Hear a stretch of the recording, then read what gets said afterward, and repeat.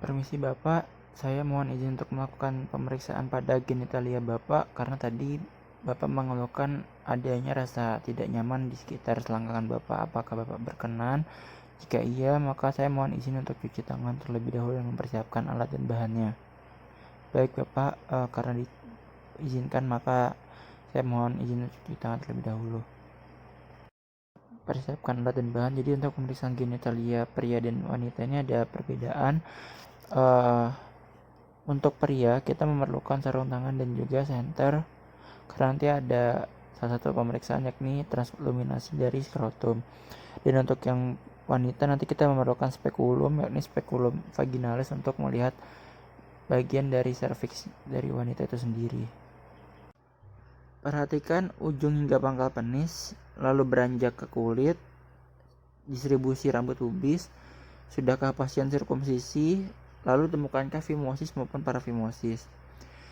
Lanjut ke gland penis, apakah temukan balanitis, lalu kita melihat dari meiotis uretranya, apakah terdapat discharge, korpal, atau vegetasi dari kondiloma. Dan juga untuk melihat meiotis uretra, kita juga harus melihat letaknya terlebih dahulu, apakah dia hipospadi, normo, atau epispadi. Lalu beranjak ke sulcus coronarius, apakah ada kankroid, kondiloma, lesi maupun kankre. Palpasi seluruh bagian dari penis, baru beranjak ke fossa navicularis glandis dan juga penis scrotalis. Beranjak dari penis kita ke skrotum, kita lihat apakah posisi yang kanan lebih tinggi dari yang kiri, apakah ditemukan abses, pistel, edema, gangren, lalu apakah ada ditemukan varikokel, hidrosel, hernia, torsio.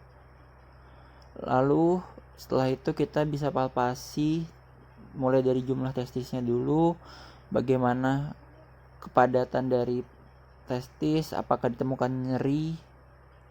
Apabila ditemukan perbesaran, maka kita bisa melakukan uji transluminasi. Kita pastikan udah menginform konsen pasien terlebih dahulu. Jika diizinkan, maka kita bisa melanjutkan.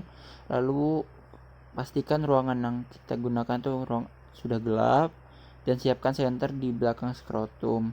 Nyalakan dan lihat pendaran dari cahaya yang melewati skrotum.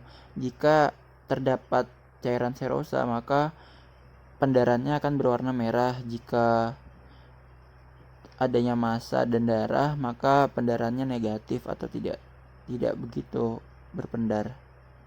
Terakhir, laporkan hasil.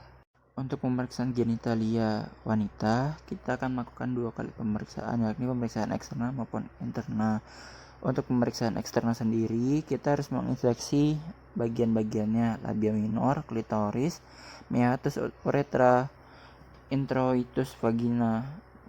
Kita melihat adakah inflamasi, ulcerasi, discharge, pembengkakan, nodul maupun perdarahan.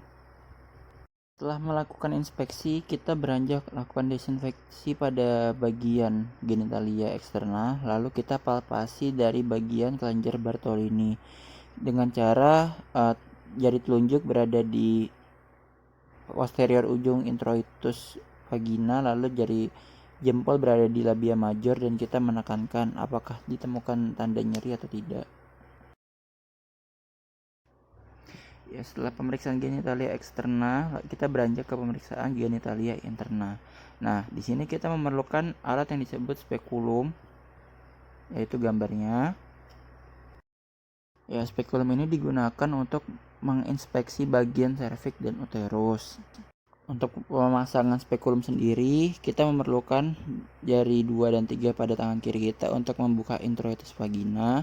Lalu dengan posisi sedikit miring, kita masukkan spekulum itu, lalu ketika sudah dalam kita putar ke arah sejajar horizontal, baru kita bisa membuka secara perlahan seperti itu, dan kita bisa mengamati dan menginspeksi serviks dan uterus apakah ditemukan inflamasi, ulcerasi, discharge, nodul maupun perdarahan. Jika ditemukan adanya lendir bisa diswab dengan pap smear. Terakhir, laporkan apa yang kita temui.